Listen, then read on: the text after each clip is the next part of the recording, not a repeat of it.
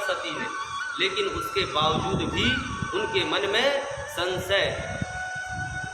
महादेव बार बार समझाए कि हे देवी, ये वही राम है जिनकी कथा हम सुनकर के आ रहे हैं, और ये वही राम है जिनकी अनन्य भक्ति का वरदान मैंने कुंभज ऋषि को दे करके आया है। ये यही भगवान है। लेकिन माता सती को अभी भी भरोसा नहीं हो रहा है। कैसे भगवान है जो अपनी पत्नी के लिए दर दर भटक रहे हैं, रो रहे हैं, ठोकरें खा रहे हैं? क्या ये भगवान हो सकते हैं? बिल्कुल ये भगवान नहीं हो सकते हैं। महादेव बार बार माता सती को समझाए, लेकिन माता सती का समझ में कुछ भी नहीं आया। महादेव जी ने विचार किया कि देवी, अब आपको मैं कैसे समझाऊं? इतना ही है तो जाकर के आप परीक्षा क्यों नहीं ले लेती है?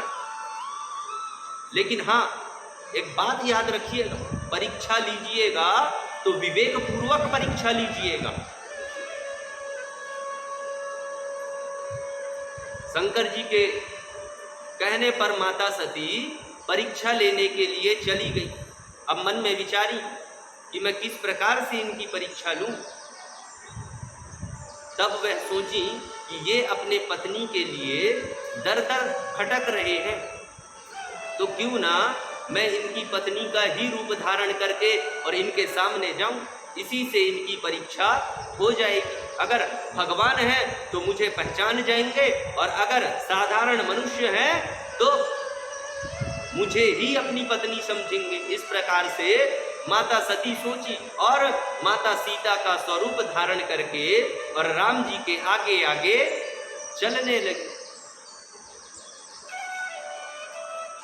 लक्ष्मण जी महाराज का दृष्टि पड़ी माता के ऊपर। लक्ष्मण जी देख करके ही समझ गए कि ये माता सीता हो ही नहीं सकती, क्योंकि माता सीता होती तो माता सीता मेरे प्रभु श्री रामचंद्र जी के आगे आगे नहीं चलती, वे उनके पीछे चलती।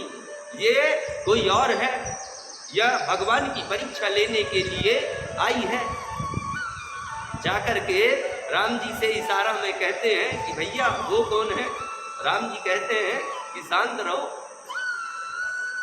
राम जी कहते हैं शांत रहो, हमें पता है